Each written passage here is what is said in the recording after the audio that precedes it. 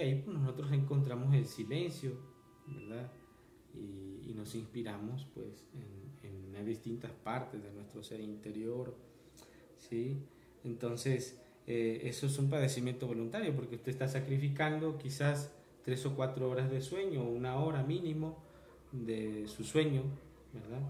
Para buscar el despertar, para adorar al ser, para entrar en éxtasis, para morir seriamente, ¿sí? Para transmutar sus energías creadoras. Porque algo que también define el trabajo del despertar de la conciencia es que nosotros estemos definidos por la transmutación, ¿sí? Un fornicario, pues lo que puede pasar es que si busca el despertar, va a despertar para el mal y hacia el mal, ¿sí? Porque su conciencia no tiene esa luz suficiente, no tiene la suficiente fuerza de voluntad para encauzarse hacia el ser, ¿sí? Hacia un trabajo ético, íntimo, verdadero, y el despertar se puede tornar algo egoísta, ¿verdad?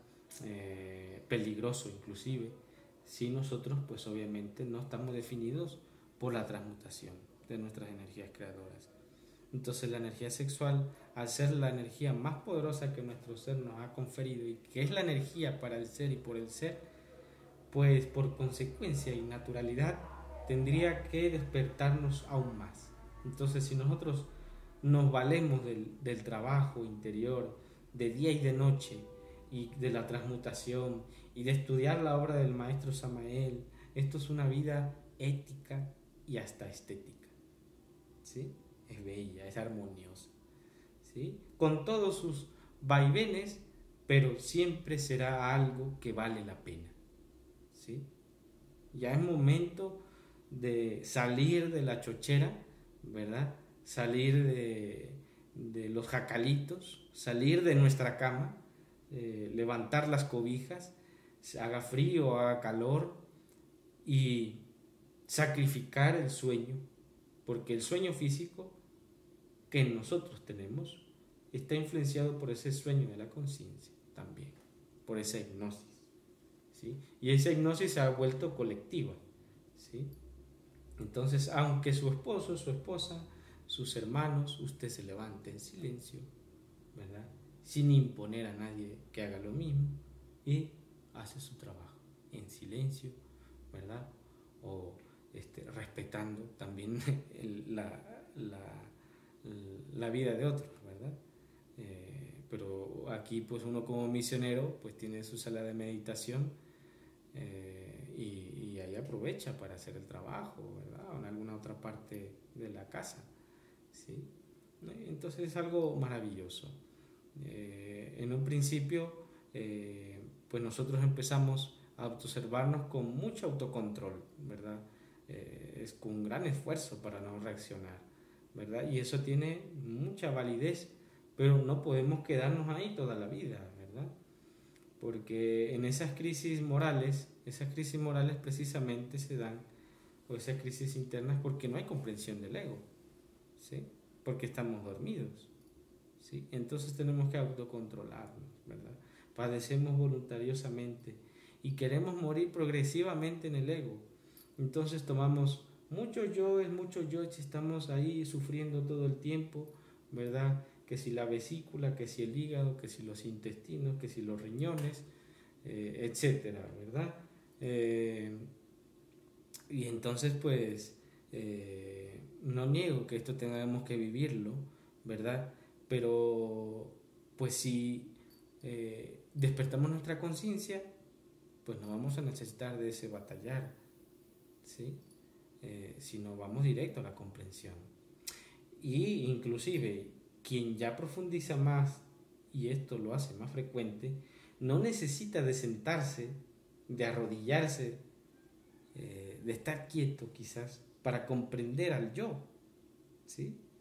Puede usted estar lavando los trastes, lavando el baño, barriendo, eh, no sé, haciendo alguna actividad física, y en ese momento naturalmente y espontáneamente llega la comprensión creadora.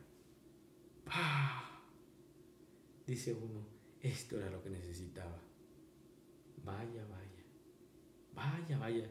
Y yo les recomiendo, ¿verdad? Esto lo he empezado a hacer ya recientemente, apuntar en su libreta lo que se ha comprendido, para que usted luego profundice aún más en aquello que ha comprendido su conciencia. Entonces, no se puede, ¿verdad?, despertar sin morir, sin amor. Y para ello, pues me gustaría mencionar, ¿verdad?, pues parte de lo que dice el maestro Samael. A ver, voy a comentar aquí. Aquí está. Mientras haya conflicto dentro de uno mismo, no es posible que venga lo nuevo, lo real, a visitarnos. Es que realmente en la vida, en todo lo que se relaciona con la autorrealización íntima del ser, necesitaríamos indispensablemente no solamente comprensión, sino capturar también la honda significación de aquello que hemos comprendido.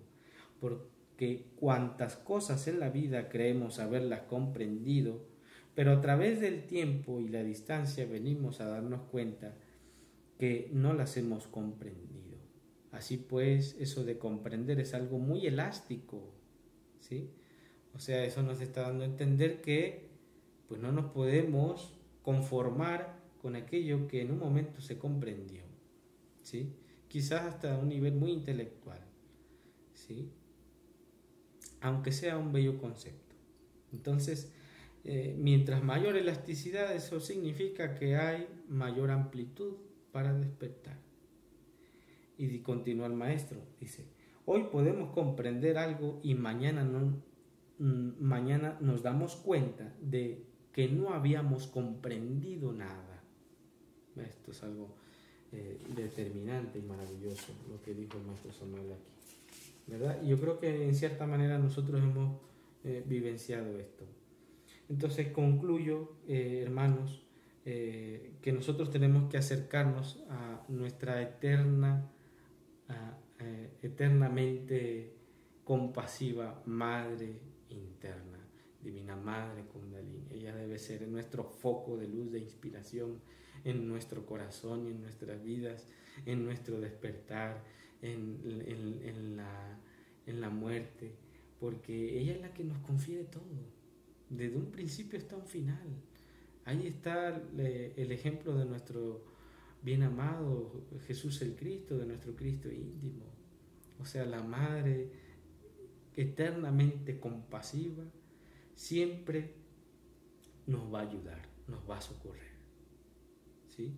Entonces, obviamente, uno antes, durante y después puede suplicar a la Divina Madre y agradecer su ayuda, ¿verdad? Y en la medida en que uno muere y despierta, digamos que va adoptando la naturaleza de la compasión o del amor, ¿sí? Y es ahí donde nosotros vamos a ir creando eso que se llama la bodhicitta, que obviamente va acompañado del trabajo alquímico, la creación de la bodhicitta, pero la bodhicitta pues es esa conciencia compasiva en nosotros. Es lo que nosotros también conocemos como el embrión áureo, ¿sí? El embrión áureo o la bodhicitta solamente lo tienen los que son los hombres, ¿sí? Entonces, para entrar por el sendero del bodhisattva, ¿sí?, pues obviamente un bodhisattva es alguien que ha despertado en un nivel, en una octava, ¿verdad? Porque hay de bodhisattvas a bodhisattvas, ya bien nosotros lo sabemos. Pero ese es el sendero que nos ha enseñado Samael, hermanos, ¿sí? Entonces, no hay marcha para atrás, así usted tenga 80 años, 90 años, 60 años, 40, 45, usted tiene que empezar a morir, tiene que empezar a despertar si no lo ha hecho. Y si ya lo ha hecho, continúe profundizando más y más. No se conforme, no se ate en conceptos, ¿sí?, sino ábrase a lo nuevo, ábrase a su ser. Su ser es sabio, Samael es sabio, ¿sí? Y entonces usted, ¿verdad?, puede adoptar esa naturaleza de la Divina Madre, y si es misionero, y ser como una madre una madre compasiva, una madre que que sea capaz de soportarlo todo, ¿verdad? Que ama a sus hijos con mucho amor, a pesar de que estos sean ingratos o sea como sean, como dicen por ahí unas palabras litúrgicas, pálidos o esquivos, vivos o muertos, nosotros cuando estamos muriendo, cuando estamos despertando, eso nos confiere una capacidad para ayudar a otros a despertar, ayudar a otros a morir, o por lo menos llevar consuelo, llevar paz, ¿sí? Y si no se recibe eso, pues si nos dan de palos, como le dieron a todos los maestros, ¿verdad? Pues qué importa que nos den de palos, ¿verdad? Que si nos critican, que nos critiquen, que si nos juzgan, que nos juzguen, que si nos condenan, que nos condenen. Pero lo importante es que nosotros estamos adoptando, ¿verdad? En nuestras vidas y en nuestro pensamiento y en nuestro corazón, por nuestra conciencia, la naturaleza de Dios Madre en nuestras vidas, ¿sí? Y somos capaces de contenerlo todo referente a la luz, ¿sí? Estar abiertos para crear, para nacer, ¿sí? Para nacer en la alquimia. Se nace mejor alquímicamente despierto que dormido. Se nace mejor alquímicamente muriendo que bien vivo, ¿verdad? Con ese querido ego.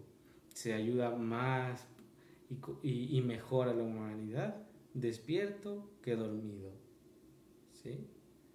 ¿Sí? Entonces, adelante, hermanos, hay que morir, no hay tiempo, no hay marcha atrás, ya no tenemos tiempo, estamos en el tiempo del no tiempo, ¿sí? Hay que dedicarnos a morir, a morir, a morir, a morir, a morir, a morir. Y pues así, hermanos. Entonces, Helio, pues si hay preguntas, adelante, estamos dispuestos a responderlas. Gracias, sí, Giovanni. Estoy muy agradecido por tus palabras. La verdad que nos es muy grato contar en la radio con un misionero que pueda reflexionar en forma concreta y práctica. Dentro del movimiento gnóstico se necesitan misioneros prácticos, como es el caso de tu persona, así que pues agradecemos esta actividad que nos has brindado el día de hoy de corazón, ¿no? Vamos a pasar a continuación a una pequeña pausa para recibir las consultas de ustedes, los oyentes, así que bien, nos veremos entonces en un ratito más a la vuelta de este espacio. Muchas gracias. Si llega a venir alguna otra, no la voy a copiar directamente, te la leo, no te va a dar tiempo a leer. Sí. Uh-huh.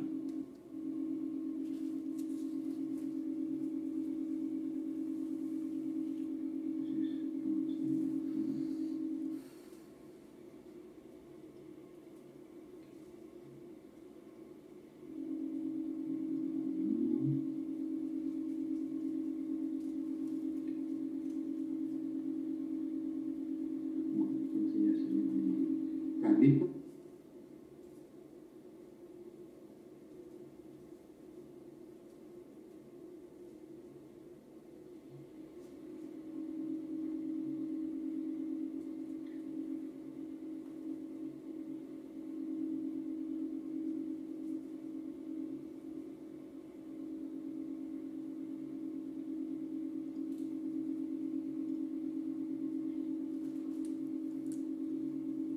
Bueno, entonces salimos en vivo en 5, 4, 3, 2, 1.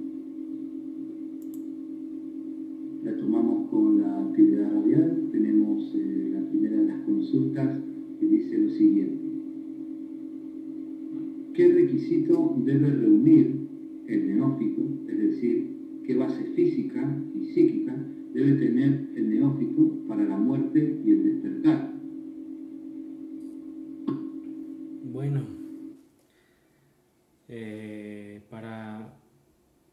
para acercarnos al despertar y a la muerte, pues tenemos que tener en cierta manera en un principio la orientación y la guía de alguien que conozca ese trabajo, y en este caso nosotros tenemos pues la enseñanza del maestro Samael Aun Weor, ¿sí?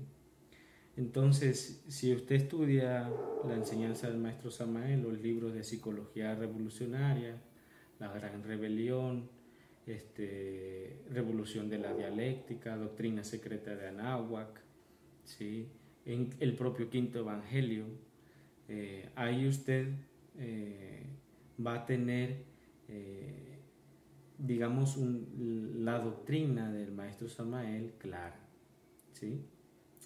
Entonces usted tiene que reconocer que tiene una psicología particular, propia, ¿sí?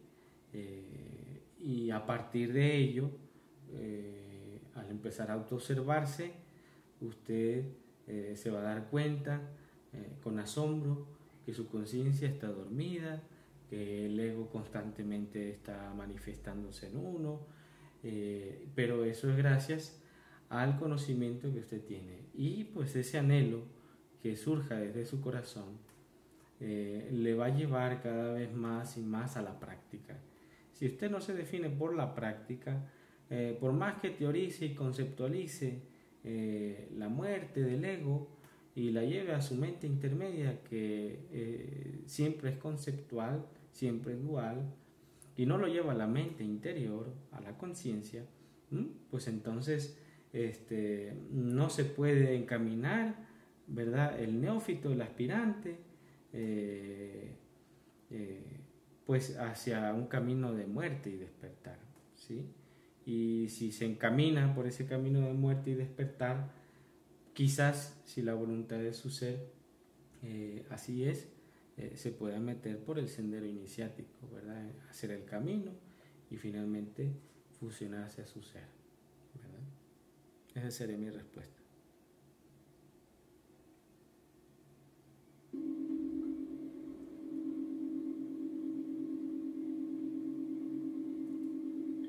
Pasamos a la siguiente inquietud. Quisiera saber, dice el oyente, en el estado actual en el que estamos, ¿qué es lo que se expresa a través de nosotros en un pensamiento o en un deseo? ¿Es todo ego?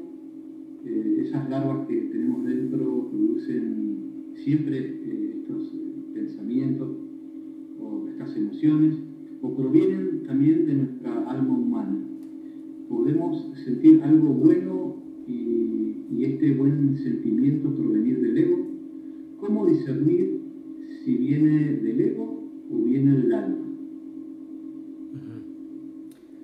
Bueno, ¿qué se manifiesta a través de nosotros? Digamos, como cualquier persona que no conoce nada del trabajo interior, que no tiene un pensar psicológico, ni una vida esotérica, ni una educación esotérica, pues lo que se manifiesta casi siempre es la conciencia dormida manipulada por el ego, ¿sí? Donde hay ego hay conciencia, ¿sí? Conciencia dormida, condicionada. Entonces nuestra conciencia que tenemos libre, también ahí está continuamente identificada, ¿verdad? Digamos que en cierta manera embotellada, porque se identifica con el yo, ¿sí? Y entonces son yoes los que se manifiestan, ¿sí? Digo, para tener alma humana pues se tuvo que haber sido o ser un hombre, ¿sí?, para poseer un alma humana digamos completa, solar. Entonces lo que impide es que nosotros no se nos manifieste la esencia libre, pues es precisamente la poca capacidad que tenemos de saber observar, ¿sí? No hemos aprendido a observar, ¿sí? La autoobservación la hemos conceptualizado, la hemos intelectualizado.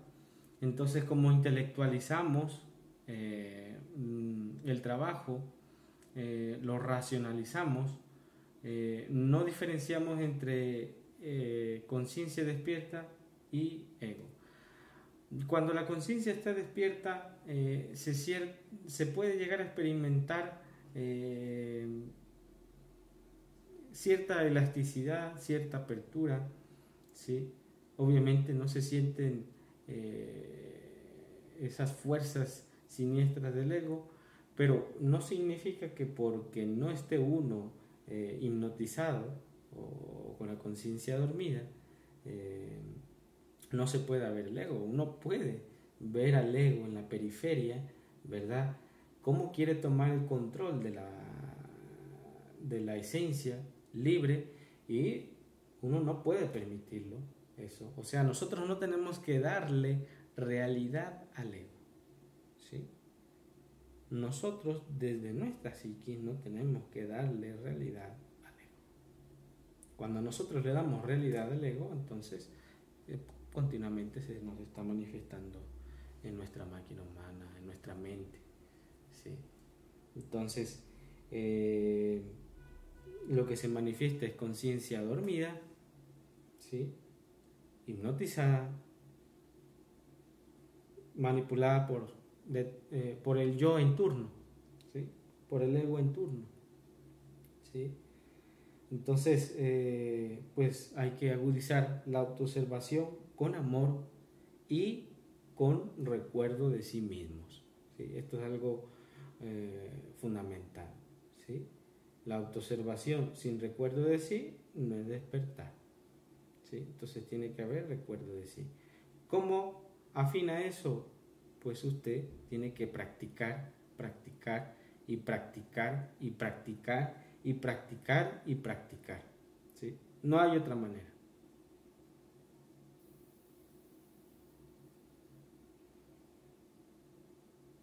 Es todo. Muy bien. Vamos a pasar a la siguiente pregunta.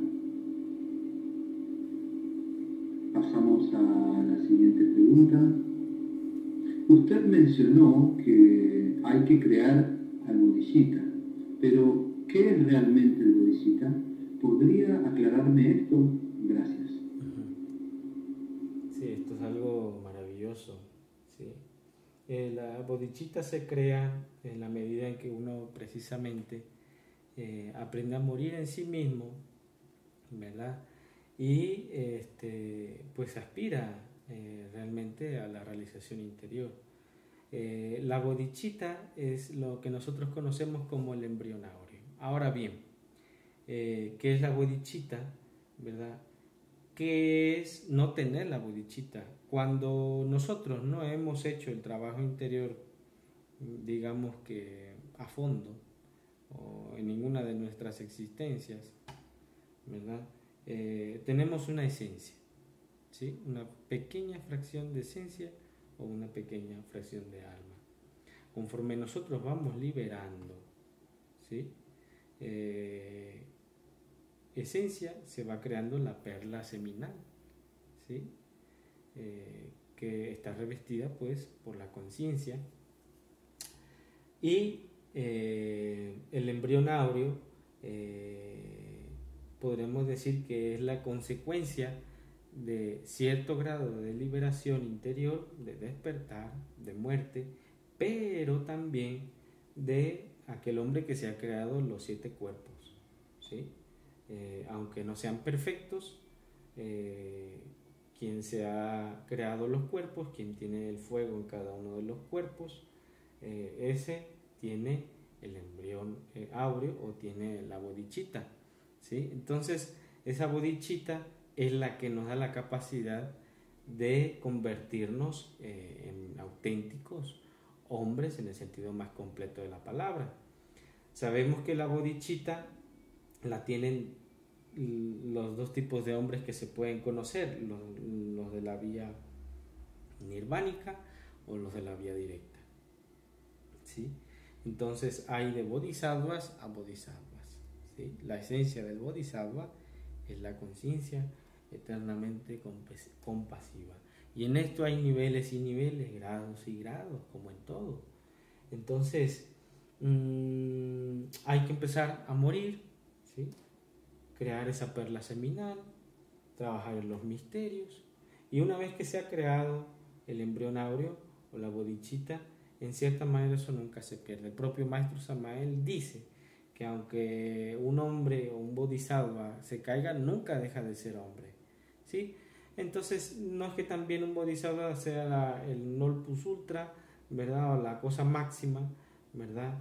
Porque tenemos una fantasía a veces de lo que puede hacer un bodhisattva, ¿sí? Pero dice el maestro Samael, cualquiera de nosotros podría ser un bodhisattva, pero si no se define por el trabajo interior, es como cualquier tonto, ¿sí?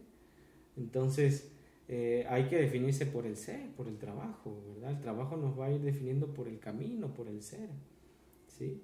Y la bodichita, pues, es esa cualidad, esa esencia, esa virtud o esa parte del ser del bodhisattva que la ha creado quizás en una o en muchas existencias, ¿verdad?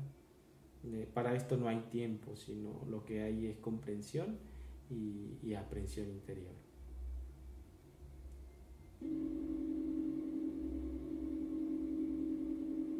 Pasamos a la cuarta pregunta, la cual dice lo siguiente: ¿qué sucede cuando un instructor tiene una técnica para la eliminación del ego y no acepta otra un poco diferente de un instructor, en este caso de otra asociación gnóstica? En este caso, ¿cuál sería la técnica correcta para la eliminación del ego?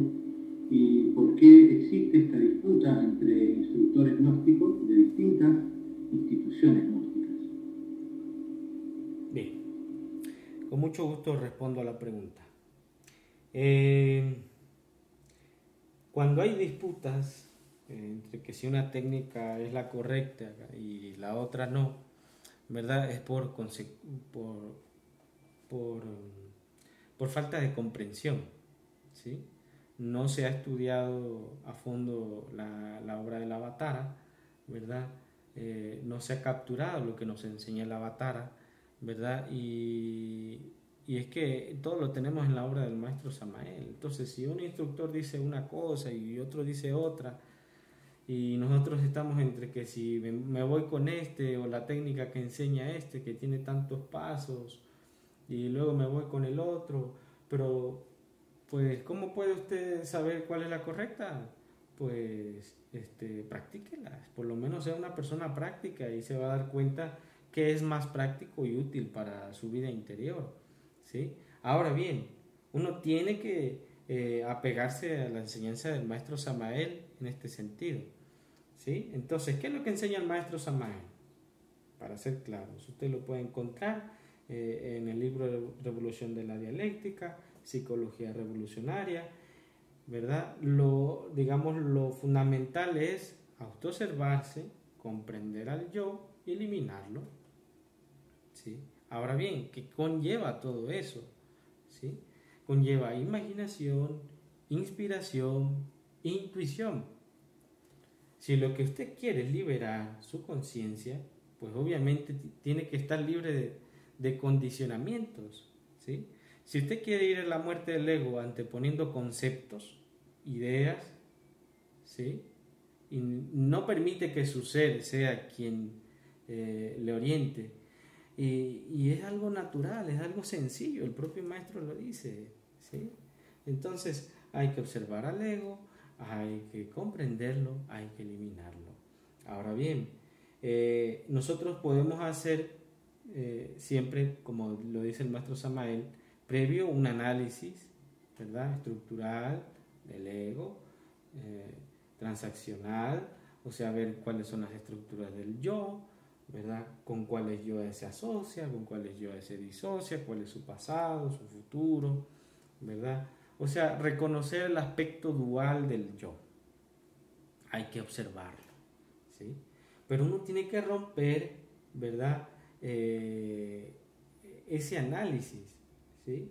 Y permitir que la conciencia se haga autoconsciente de sí misma. Entonces, cuando adviene el silencio interior, el éxtasis interior, ¿sí?, en el seno profundo de la mente universal se contemplan las diabluras del ego, ¿sí? Y ahí no tuvo que aplicar que la técnica 1, 2 o 3 o 4, 5, 6, ¿sí?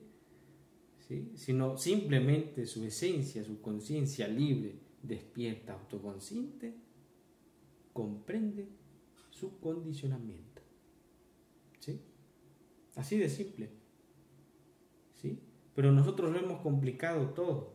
Nos hemos encargado de complicarlo todo.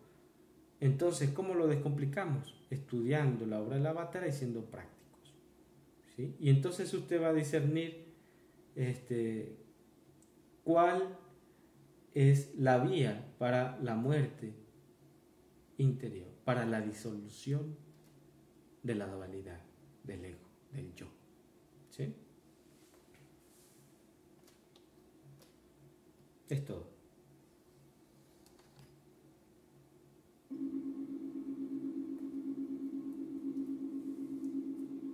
La siguiente pregunta está referida a los estados de conciencia. Paso a leer la misma. ¿Podría describir cuál es el cuarto estado de conciencia? ¿Cuál es la diferencia de este con el tercer estado? ¿Podría responderme desde una mirada práctica o desde la experiencia vivida? ¿Y cómo utilizar estos estados en el trabajo que estamos realizando? Maravillosa pregunta. Muy bien. Bien, el tercer estado de conciencia, nosotros, pues es el que debemos admitir y es donde siempre deberíamos permanecer. ¿Sí? La conciencia en el centro, ¿verdad? Y el ego en la periferia. ¿Sí? Ser autoconscientes de sí mismos. ¿Sí? Entonces, al ser autoconscientes, al permanecer en ese tercer estado de conciencia, nosotros tenemos una capacidad de autoobservarnos profundamente, ¿sí? Atentamente. Recuerden ustedes que el maestro Samael dice que donde está nuestra atención está nuestra conciencia. Donde está tu mente, está tu conciencia, querido hermano. ¿Sí? Entonces, ahí donde usted ha fijado su atención, ahí está su conciencia. Es autoconsciente de sí mismo. ¿Sí? Está libre de batallar. ¿Sí? Está libre de la dualidad. Está libre de la mente intermedia. Ha entrado a la mente interior. ¿Sí? Entonces, el tercer estado de conciencia es lo fundamental para todo aspirante. ¿Sí? Que continuamente se está autoobservando en el ir y venir de cada día. ¿Sí? No solamente la meditación. Obviamente, uno fortalece ese tercer estado de conciencia o fortalece a la esencia misma, a la esencia libre, la despierta, ¿sí? Cuando uno permanece atento de su psiquis, de sí mismo, de su realidad esotérica, de su psiquis, de la realidad física, ¿sí? Entonces ahí puede tener usted destellos de un cuarto estado de conciencia, ¿sí? Que es precisamente, me atrevería a decir, ese éxtasis, cuando usted comprende profundamente el hondo significado del ego y adviene la comprensión creadora. Eso es luz, eso es luminosidad, libre del batallar, consecuencia del silencio interior, consecuencia de ese amor diáfano de nuestra Divina Madre, ¿sí? De nuestro ser interior, ¿sí? Entonces, cuarto estado de conciencia es cuando ya somos plenamente conscientes de sí mismos y de nuestro ser interior, ¿sí? Conciencia objetiva, o sea, conciencia 100% libre, ¿sí? Y que está despertando, ¿sí? Podríamos decir que un superhombre, ¿sí? Pues también tiene sus niveles y niveles, ¿verdad? Como lo hay en todo, ¿verdad? Y no significa que por el hecho de ser un superhombre o de haber realizado las 3 montañas, pues haya despertado totalmente, ¿sí? Porque siempre hay algo que comprender, ¿sí? Siempre hay algo en que despertar, ¿sí? No es lo mismo un ser que ha hecho una primera piedra a alguien que ya tiene unas 7 piedras como Jesús. Entonces podríamos decir que la luminosidad de ese ser es aún mayor y su despertar es mayor. Entonces, un maestro puede eliminar el 100% del ego, tener su conciencia 100% libre, pero un 30 o un 40% de conciencia despierta, ¿sí? Entonces el despertar se va dando en áreas también, ¿sí? Entonces los maestros o los bodhisattvas van despertando conforme, pues obviamente, se van haciendo autoconscientes de sí mismos, ¿verdad? Entonces permanecer en un cuarto estado de conciencia es estar libre ya de la dualidad, ¿sí? Y eso tiene niveles y niveles, ¿verdad? Ya podríamos hablar de los niveles de un Nirmanakaya, de un Sambhogakaya, de un Adhikaya, de un Dharmakaya, ¿sí? Pero eso ya es algo más profundo y pues meterse en ello ya sería otro tema. Entonces, cuarto estado de conciencia es luz, ¿verdad?